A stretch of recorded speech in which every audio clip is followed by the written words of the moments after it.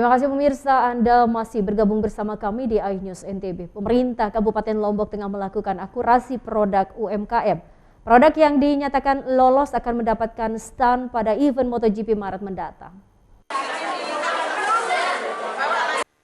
Pemerintah Kabupaten Lombok Tengah melakukan akurasi ribuan produk hasil usaha mikro kecil dan menengah pada event MotoGP Maret mendatang di Pertamina Mandalika International Street Circuit. Ribuan produk ini terdiri dari produk kuliner dan kerajinan atau karya. Produk yang dinyatakan lolos dan layak ditampilkan pada event nanti selanjutnya akan masuk pada penataan dan peralatan. UMKM bersangkutan pun akan mendapat lapak sesuai yang telah disediakan Pemda dengan jumlah 100 lapak yang nantinya akan diisi 2 hingga 4 UMKM. Meski sebelumnya akurasi produk UMKM telah dilakukan saat perhelatan World Superbike tahun lalu, namun akurasi kembali dilakukan untuk menjamin barang yang masuk ke event MotoGP nanti sesuai standar seperti izin yang masih berlaku. Adapun syarat atau penekanan produk yang menjalani akurasi ini diantaranya izin PRT, kehalalan produk, BP POM, dan izin edar. Selain itu kualitas produk, legalitas kemasan, dan desain juga menjadi penilaian dalam akurasi ini. Karena kita ingin menjaminkan, karena belum tentu akurasi kemarin mungkin ada saja produknya yang batas PRT-nya tak jatuh pada bulan kemarin. Begitu produknya tetap tidak dilakukan rekonstruksi kembali, kita bisa tidak lulus. Kemarin lulus, bisa tidak lulus akibat perizinnya udah batas kadaluarsanya. Apa aja penekanan di kurasi ini? Izin PRT-nya halal, BP POM, dan izin edar. 4 penting ini harus kita lihat. Sementara itu, salah satu pelaku UMKM mengaku optimis produk yang dimiliki dapat lolos pada akurasi ini. Hal tersebut dibuktikan saat World Superbike tahun lalu produk mereka dapat masuk. Yang untuk PE-nya sih lumayan untuk ini kan karena merakyat, dia bisa jadi teman ngopi, bisa untuk makanan lauk pauk gitu kan, atau bisa jadi cemilan-cemilan sehari. Dan di situ juga saya jualnya itu yang nggak terlalu tinggi, yang harga 5.000 dan bisa terjangkau yang dari bawah sampai ke atas. Omsetnya berapa kemarin? Yang kemarin saya sampai 7,5 juta yang di USBK.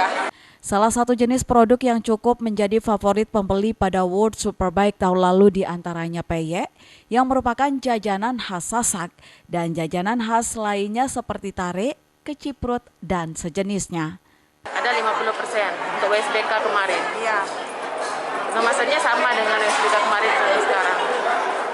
Ini khusus untuk jajanan lokal ya, daerah. Iya. Apa saja ini? Ini ada tare, terus keciprut, aling-aling, sama roti ketawang. Para pelaku UMKM berharap berkah MotoGP dapat mereka rasakan saat event nanti dan omset yang diperoleh pun lebih besar dari omset mereka saat World Superbike tahun lalu. Dari Lombok Tengah, Emma Widiawati, iNews melaporkan. Kita beralih ke informasi lain, pemirsa. Dispora menyambut baik silaturahmi Ketua baru KNPI NTB. KNPI diminta untuk lebih aktif perkuat OKP di Kabupaten Nusa Tenggara Barat. Penyebaran COVID-19 mempengaruhi beberapa sendi kehidupan bermasyarakat, diantaranya keberadaan organisasi kepemudaan yang pergerakannya terbatas. Lamban laun masyarakat semakin terbiasa berdampingan dengan penyebaran COVID-19. Kejenuhan tersebut melahirkan semangat baru yang ditandai dengan musyawarah daerah organisasi kepemudaan KNPI NTB beberapa waktu lalu. Dalam musda tersebut melahirkan ketua baru melihat kebangkitan pemuda dalam berorganisasi. Dinas Pemuda dan Olahraga berharap KNPI harus lebih aktif dalam merangkul OKP atau organisasi kepemudaan yang ada di seluruh kabupaten kota di NTB. Ketua KNPI terpilih juga berharap adanya sinergi dengan Dispora dalam mengakomodir para pemuda di NTB dan memberikan atensi lebih di bawah naungan dinas. Harapan kita ke depan pemerintah melalui Kadispora itu bisa memberikan atensi kepada pemuda pada secara keseluruhan yang bernaung di dalam KNPI ini. Jadi tadi sudah kami utarakan harapan-harapan teman-teman dari OKP yang bernaung berwadah di KNPI ini supaya bisa diatensi secara maksimal. Dan itu tadi Pak Kadis juga oke, dengan sinergi yang baik mari kita bangun bersama-sama. Saat ini KNPI telah melaksanakan musyawarah daerah dan segera melakukan pembentukan kepengurusan baru. Dari Mataram, Vinka Andini, iNews melaporkan. Pemirsa, masyarakat adat Kabupaten Lombok Utara melakukan ritual ngasuh gumi paerdayan gunung. Event terakhir karya anak gunung ini ditandai dengan ritual mengubur kepala kerbau di Gunung Malang. Masyarakat adat Kabupaten Lombok Utara melakukan ritual adat ngasuh gumi paerdayan gunung. Event terakhir yang dirangkai dalam karya Agung Dayan Gunung ditandai dengan ritual mengubur kepala kerbau di pembangunan Jalan Pusuk, tepatnya di Gunung Malang. Ritual adat ngasuh bumi dilakukan berkaitan dengan adanya pelebaran Jalan Pusuk Gunung Malang. Pelebaran jalan tersebut membuat sebagian pohon di sekitar jalan rusak. Mangku Bajang Raden Prawangsa Jayaningrat mengatakan rangkaian peristiwa ini berkaitan dengan proyek fisik di Pusuk, proyek yang akan memberikan dampak baik terhadap pengguna jalan tersebut. Masyarakat adat Dayan Gunung masih menyimpan prosesi adat ngasuh bumi. Diakuinya cukup berat menjalankan itu mengingat tidak semua daerah menjalankannya. Ini adalah wet adat Sasak Dayan Gunung secara umum. Tentunya di sini ada berbicara Bayan di situ karena dia merupakan satu kesatuan.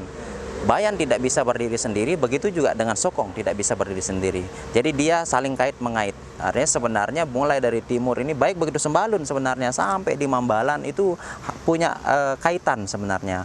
Nah hingga pada akhirnya di hari ini puncaknya kami mengundang sih sebenarnya beberapa para orang tua kita, terlebih khususnya masyarakat tokoh adat, jadi baik dari Sembalun, ada Lombok Timur, Lombok Tengah, Gerung dan lain sebagainya, tentunya mengaitkan itu sebenarnya bahwa kita ini adalah keluarga besar sebenarnya yang mungkin selama ini sudah jarang saling cari dan apa segala macam. Nah, lewat momentum ini adalah mencoba merekatkan kembali hubungan-hubungan terdahulu. Harapan ke depannya bahwa prosesi-prosesi seperti ini tetap terjaga, tetap terpelihara. Artinya kita sangat paham bagaimana era sekarang begitu dengan gempuran modernisasi dengan segala macam tentunya berat juga bagi kami. Tentunya pada hari ini bahwa kami menyatukan persepsi bahwa melalui sangkep atau gundam adat bahwa prosesi ini harus kita lakukan. Ritual adat ini merupakan kepedulian masyarakat memelihara alam dan sekitarnya, sehingga tidak salah jika di lambang daerah terdapat kata Tio Tata Tuna. Dari Lombok Utara, Tim Liputan iNews melaporkan. Pemirsa, informasi tadi sekaligus menutup perjumpaan kita di iNews NTB edisi hari ini. Saya Rida Patiroy mewakili kru yang bertugas. Pamit undur diri, terima kasih atas kebersamaan Anda. Wassalamualaikum warahmatullahi wabarakatuh. Tetap jaga kesehatan, patuhi protokol COVID-19. Sampai jumpa.